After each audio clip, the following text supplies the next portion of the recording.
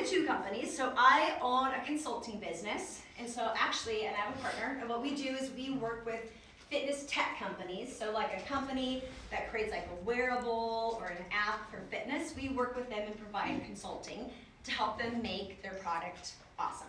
So that's one piece. The other piece, which I'm super passionate about, is I provide health coaching, specifically for women, specifically when it comes to the topic of burnout, which is what we're going to be talking a little bit about today, is just my own journey through burnout. So last week, or 2 or 3 weeks ago, Ariana, I think she reached out to me via Marco Polo, but had it been in person, I think she wouldn't be able to finish her sentence like, hey, would you want to come and speak at how? And I'd be like, yes. She didn't even have to like complete it. So that's what we're going to talk about today. I want to share my story with you of my journey through burnout. And my hope is that you have 3 takeaways. And they would be that when your output is greater than your input, it's going to lead to a crash. The second takeaway would be that to operate what I call a cycle of grace, that is your sweet spot. That's when you're going to just thrive and do really well as a woman, as a mom. And then the third would be that there is great strength in the ask. I call it strength in the ask. So, before jumping into my story, just give you a little more context around kind of how I'm wired, because it kind of plays into my crash. Have any of you taken something called the Enneagram? Yeah? Okay. So if you haven't, some people, it kind of weirds them out and think it's witchcraft. It's not. It's just like a personality, like disposition test. We're actually going to be talking about that next week. Okay, well there we go. It's like, so like your personality would be like the outward reflection of your disposition, how you're hardwired, and this is just like a tool to help you understand really how God wired you. So while I was going through my crash, part of my journey was like understanding like who did God make me to be? Because I feel like I'm saying yes to things and doing things that maybe I don't really want to because this isn't even who I am. And so the Enneagram test is based on like a numbering system, 1 through 9. And each number just represents a different disposition type. So I also made my husband take it at the same time. I was like, well, if I'm going to take this, you're going to take this because I want to know all about you so I can tell you what to do. And so I took the Enneagram test, and it prints off like 30 pages of like mainly focusing on like your fears and strengths and weaknesses, which I like. I'm like, just tell me what I'm bad at and what I need to work on, and let's fix it. So I get this test, and I'm reading. I'm like, okay, it's kind of hard, like just reading 30 pages of your weaknesses. But I'm like, I can handle this. And then it gets to like people in history who had your Enneagram type. And I'm reading, I'm like, this is probably gonna be really great. I'm the type 1, the reformer, the perfectionist. I'm like, oh, it's probably gonna be a lot of like awesome people because ones are pretty awesome. And I'm reading, it was like Saddam Hussein, Fidel Castro, Osama bin Laden, Adolf Hitler. My husband, who I, being the performer, I'm like telling everyone what to do, a dictator, like based on my description, I'm a dictator. He takes it and he's an Enneagram 9, which is the peacemaker. Like, whatever, you're the one that everyone wants to be around because you're so easy. He takes it, it's like people in history with your Enneagram type. It's like Nelson Mandela, Oprah Winfrey, George W. Bush. I was like, what the heck? So I run a little intense and I run a little hot and I like things a certain way. And that definitely fed into some of my struggle through my journey. The cool thing about the Enneagram is that it also goes into like when you're in an integrated place, like you have these tendencies, like your healthy tendencies. And when you're like in a stressed out, disintegrated place, you have these unhealthy tendencies. Like when I'm disintegrated, I'm like, woe is me, nobody does anything, I do everything, that's kind of where I land. But when I'm integrated, man, I'm fun, and I'm up for an adventure, and I'm spontaneous. And the truth is, like, I love to travel. I love to adventure. I like road trips, but I like to be at the beach. So it's like a push-pull. Like, if I could road trip to the beach, that would be great. A couple of years ago, this was when I was going through my burnout. We were going to go camping. And one of our sons was in All-Stars for baseball. And so, like, I had to stay back with him, and my husband took the other kids. up ahead of time. And so I got everything packed up. I was gonna meet them up in Red Lodge to camp. I actually hate camping. I just feel like it's my normal life, but harder. I don't know why we do this, but I wanted to. It's like, let's think of everything you have to do at home in a dry, warm place, and let's remove the dry and the warm, and just make it harder. Let's do that.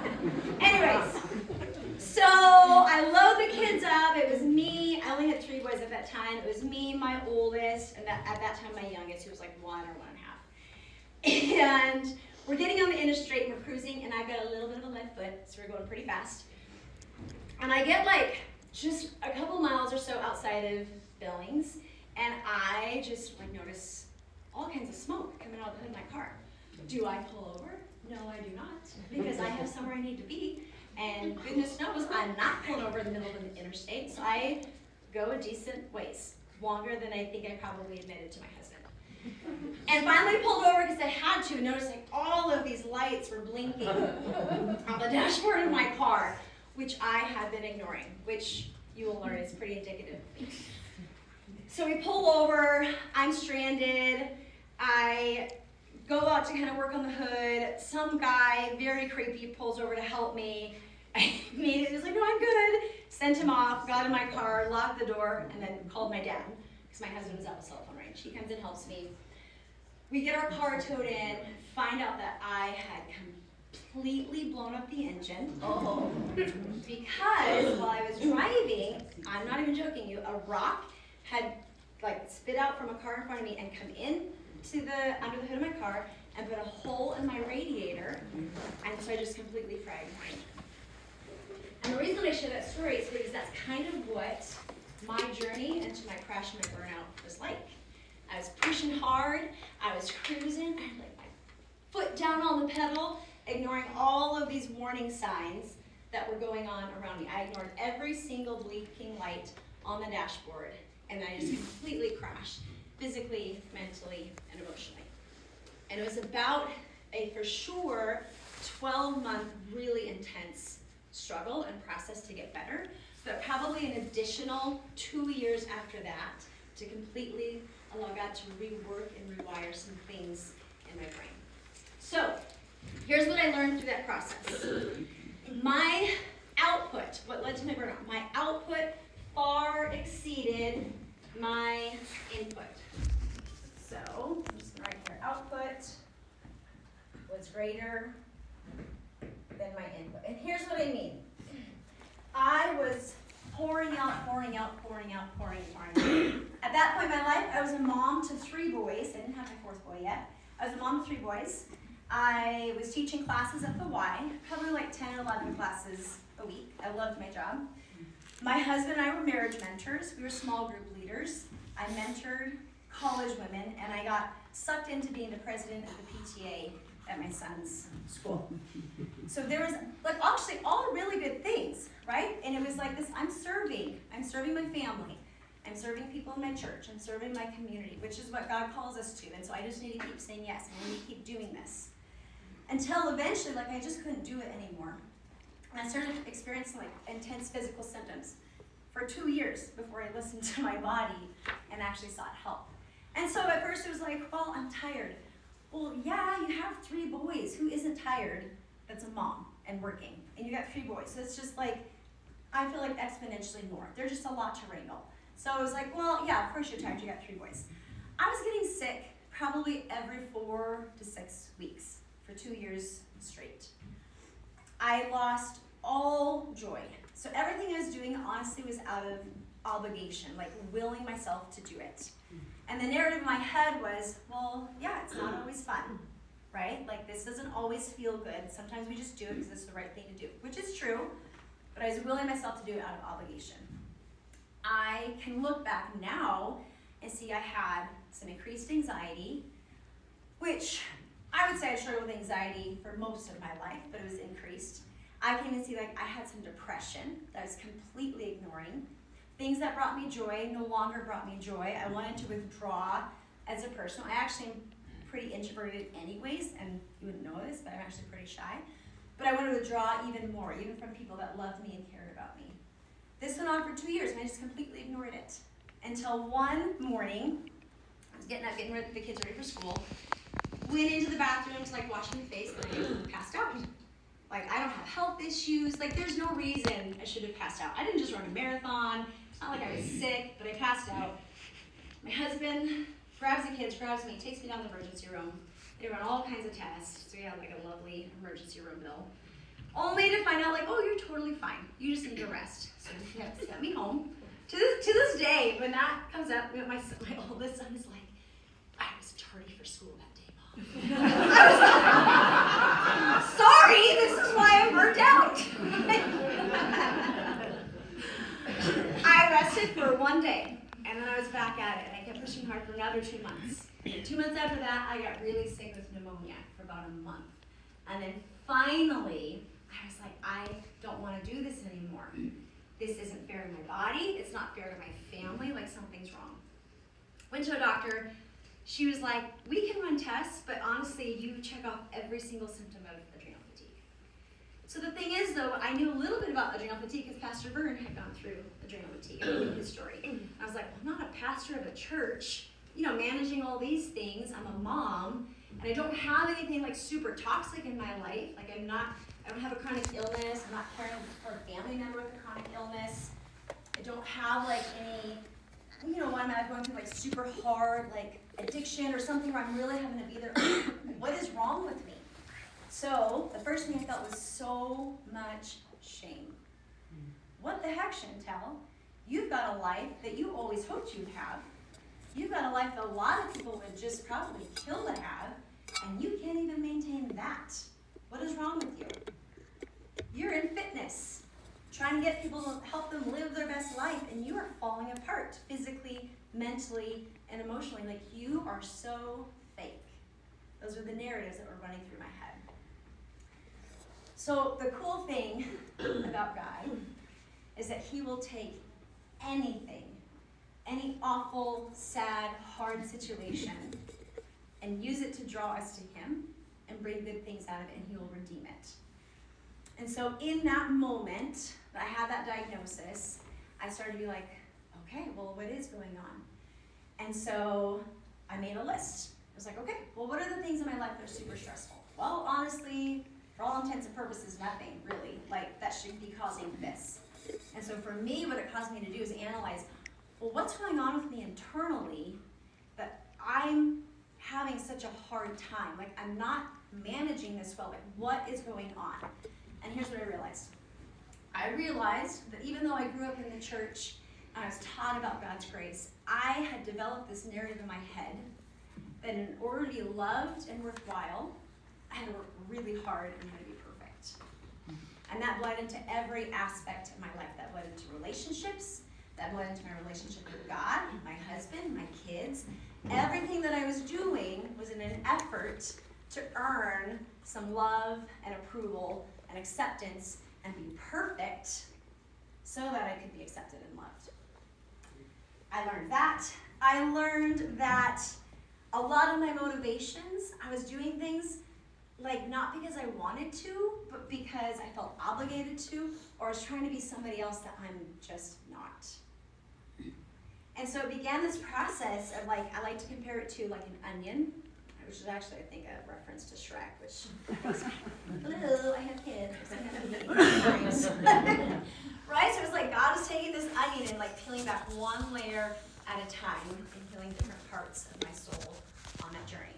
So the first thing that it showed me is that my output was greater than my input. So meaning I was giving so much, which, let's be honest, that's what we as women do, right? We're really good at it.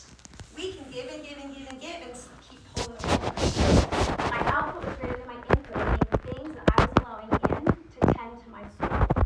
I was spending time with God, but it was something I was checking off on my checklist. Better get my Bible study done. Oh, better pray about this. Better go attend this. It wasn't like my soul is struggling, I need to let God tend to my soul. And during that season of my life, I really clung to Matthew 11:28, where Jesus says, "Come to me, all of you who are weary and heavy burdened, and I will give you rest. For I am gentle and humble of heart, my yoke is easy, and my burden is light." I've read that verse a million times growing up. Like I said, I grew up in the church. Sunday school every week. My mom tried to get me to go to Awanas. I hated Awanas. so I wouldn't do it. But she tried. Youth group, all the things. I never understood it at first met until I was at the lowest point. And it was like, oh wow, like he doesn't say, hey, go do this and then you can come to me. Hey, figure this out and then you can come to me. He's asking me to come to him as I'm falling apart, a complete and total mess. And so that awareness completely shifted my approach to God and my approach to Jesus. And I began to try to explore and understand, like, who is God really? And what does he say about me? And my time with him looked totally different. It was like, I call it word vomit prayer journaling. God, I feel shame. God, I hate the way I look. God, I hate that I'm mean to my family. God, please heal this in me. And it was never met with like, just try a little bit harder. It was met with like, yeah, just let me take that burden from you. And so what I began to realize was that for years, without knowing it, I was operating in a cycle of works. So, I'm gonna draw two circles here. So terrible. Can you guys see it okay? Because I feel like, No, not at all. what you're gonna do. So I'm gonna tell you to do, because I'm a dictator. If you have some paper and a pen, draw two circles on it. And if you don't, that's okay. Sure. So we're going to talk about what it means to operate in the cycle of works versus the cycle of grace. All right? So the cycle of works.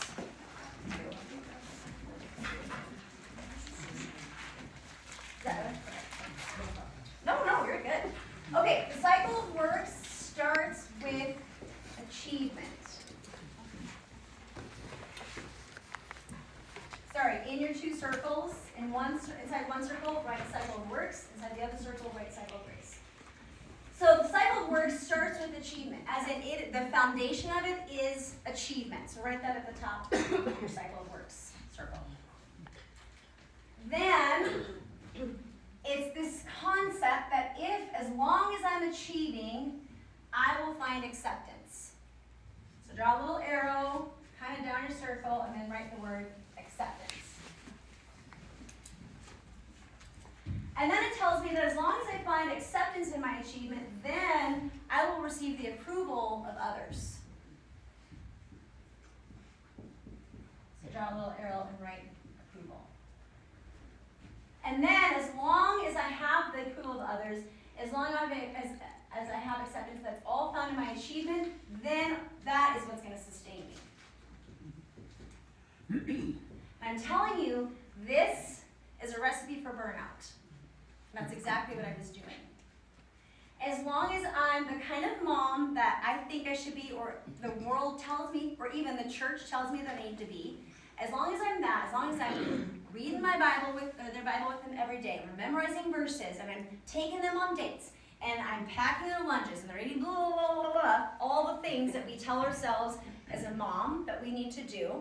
Or if you don't have kids, who's the person in your life that you care for, or what are the narratives that you have that tells you you need to be a good, strong woman, right? As long as I do that, then I'm accepted.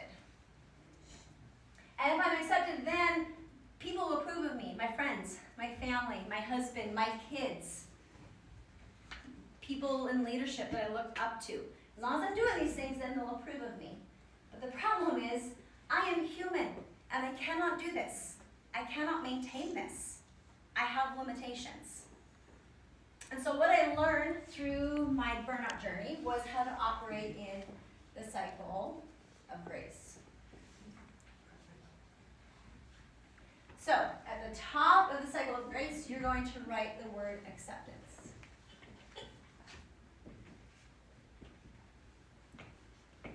And it is the concept that I receive unlimited acceptance. I am fully known and fully loved by the God of the universe, who in my worst moment, imagine your worst, most not proud of yourself moment, that's the moment he sent Jesus to die for us. It's not when I was killing it as a mom or killing it as a woman or killing it as an employee. It's when I was doing the opposite, when I was falling apart. Then he looked at me and he said, I love her. I don't want that for her. I'm going to rescue her. So it starts with acceptance. Then acceptance, I also have is approval. And it's not conditional. It doesn't go away. I've been purchased and bought for a price, cleansed by the blood of Jesus. I am redeemed. Like, that's not changing. Then, from there, I find sustenance in that. So that is what sustains me. Do you still accept me sometimes? I still accept you, Liz. Notice I wasn't caring. I was like, I'll just keep writing. I don't care. That is what sustains me. Then, that sustenance that comes only from God is what allows me I just pulled that You know out what? of brand We'll new just pack. roll with it. It's fine. That's what is going to allow me to achieve. So, cycle of grace starts with acceptance, then approval, then sustenance, then achievement. It's the exact opposite of the cycle of works. And so what I had to do is I had to completely rewire my thinking, my intentions, my reasons for doing things. And it was not a fun process, but it was worth it.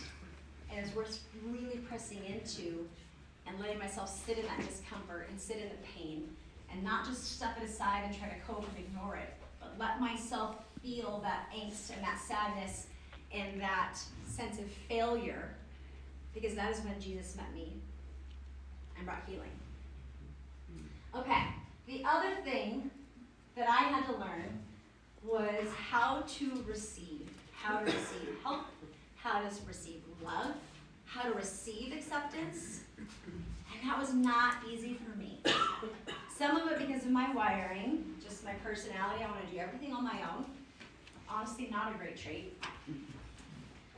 Some of it was because of pride. It doesn't feel real great to receive help and acceptance. It makes me feel weak. I don't like feeling weak. I'm a stinking dictator. I can conquer the world, right? And so I had to realize that there's strength in the ask, that it actually takes more strength for me to push my pride aside and to receive love and grace and help and healing and to ask for that.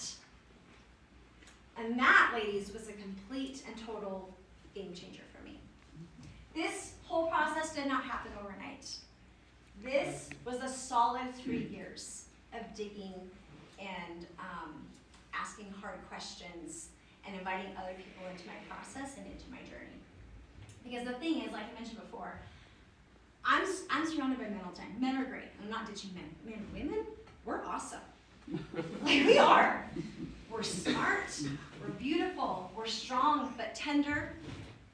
We have a high emotional intelligence. We are willing to give and give and give and give at the expense of ourselves, and we won't even think about it. When my oldest, he's 18 now, was 2, it was Christmas time, and my family, my mom hates to cook. I also hate to cook, but she really hates to cook. And so every year Christmas Eve, she's like, I do not want to make dinner, so we would go out to like a nice dinner as a family. We loved it, super fun.